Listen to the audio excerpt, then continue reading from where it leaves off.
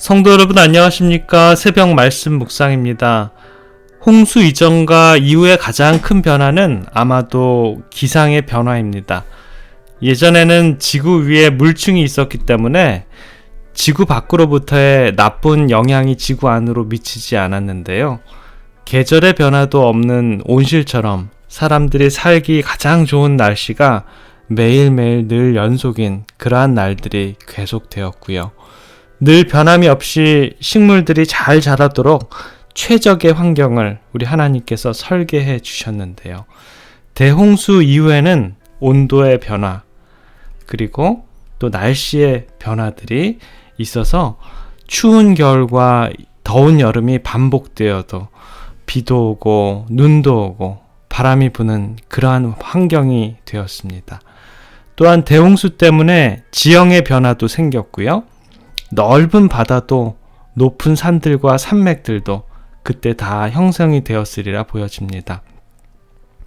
어디를 가나 볼 수 있었던 금, 은, 보화들이 홍수의 영향으로 깊은 흙 속으로 감추어졌고요. 홍수 때 죽은 셀 수도 없는 수많은 사람들과 동물들의 시신들이 썩어서 석탄이나 석유 같은 광물 자원이 되기도 했습니다.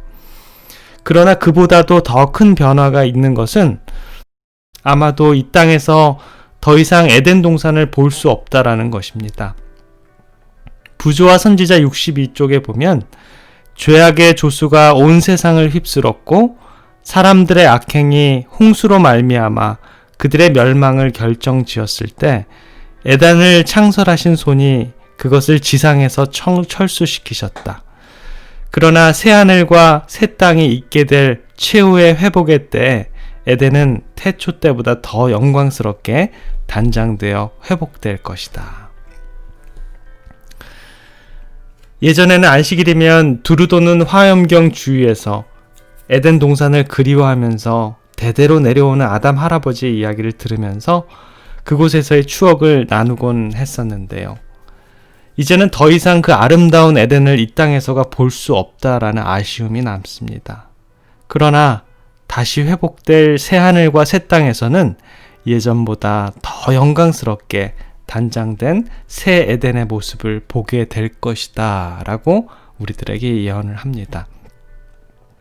하나님의 창조 이야기도 에덴 동산의 그림 같은 아담과 하와의 모습들도 뱀으로부터 유혹과 타락, 그리고 죄가 세상에 관영함으로 대홍수가 났다는 이야기들도 우리가 보지 못했고 경험해 보지 못한 그러한 이야기입니다.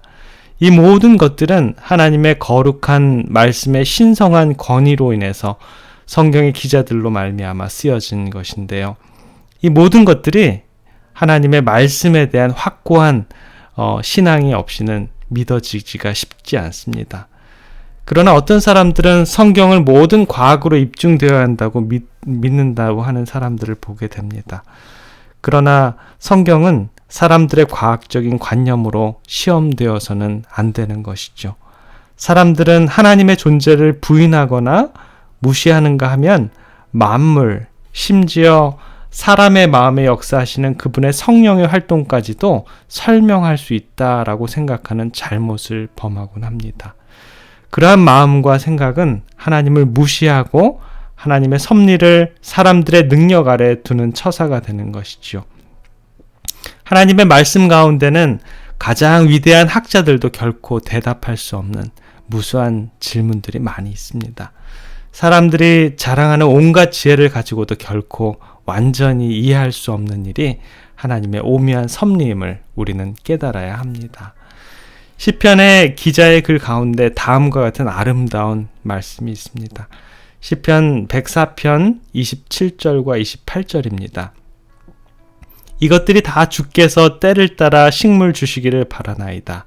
주께서 주신즉 저희가 취하매 주께서 손을 펴신즉 저희가 좋은 것으로 만족하나이다. 하나님의 말씀은 온 세상 만물들을 지배하시며 그분은 하늘을 구름으로 덮으시고 땅을 위하여 비를 준비하시는 그런 분이십니다. 믿음의 노독 욥도 그의 삶 속에서 체험한 하나님을 이렇게 묘사하는데요. 욥기 11장 7절부터 9절에 있는 말씀입니다. 내가 하나님을 오묘를 어찌 능히 측량하며 젖는 자를 어찌 능히 온전히 알겠느냐. 하늘보다 높으시니 내가 어찌 하겠으며 음부보다 깊으시니 내가 어찌 알겠느냐. 그 도량은 땅보다 크고 바다보다 넓으니라. 세상에서 가장 탁월한 지식인이라 할지라도 다 하나님을 이해할 수 없다라는 것입니다. 사람들은 계속 탐구하고 배울지라도 우리 하나님에 대해서 다 알 수는 없다라는 것이죠. 어느 가난한 부부가 6 자녀를 어렵게 키우고 있었습니다. 그런데 매우 절친한 부자 친구가 한 아이를 자기에게 양자로 주는 게 어떠냐고 제의를 했습니다. 정말 형편이 어려워서 그렇게 하는 것이 정말 좋긴 한데 그날 저녁 아이들이 모두 잠자리에 들어간 다음에 아내와 그 문제를 의논하였습니다. 어떤 아이를 양자로 보낼까? 그들은 첫째 아들인 아이를 생각해 보았습니다. 맏아들을 남주기에는 너무나 귀하고 아까웠습니다. 둘째 아이는 딸이었습니다. 이번에 역시 첫 딸이라 보낼 수가 없었습니다. 셋째 아이도 역시 딸인데 너무나 몸이 약해서 마음이 놓이지 않았습니다. 넷째 아이는 장모님과 너무 닮아서 보낼 수 없다라고 부인이 거절했고요. 5째 아이는 아버님과 너무 닮아서 더 이상 생각할 수 없었습니다. 이제 남은 것은 아기밖에 없었는데요. 그 순간 부인은 그만 울음을 터뜨리며 우리 아기 귀여운 건 남줄 수 없어요 하면서 통곡하고 말았습니다. 6 자녀가 있었지만 그 하나라도 기꺼이 내어주지 못했습니다. 그런데요, 우리 하나님은 단 하나밖에 없는 독생자를 저와 여러분들을 위해서 우리를 구원해 주시기 위해서 우리들에게 내어주었습니다. 이 얼마나 놀라운 사랑입니까? 로마서 8장 32절에 보면 자기 아들을 아끼지 아니하시고 우리 모든 사람을 위하여 내어주신 이가 어찌 그 아들과 함께 모든 것을 우리에게 은사로 주지 아니하겠느뇨.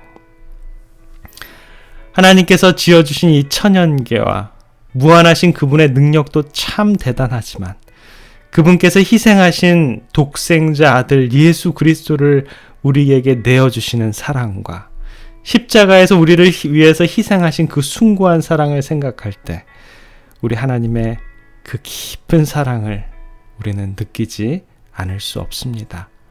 오늘 이 새벽에 하나님의 사랑과 무한하신 그분의 능력을 통하여 우리들의 모든 자아와 무거운 마음의 짐을 그분의 발 앞에 내려놓으시는 귀한 하루의 삶이 되시길 간절히 기원합니다.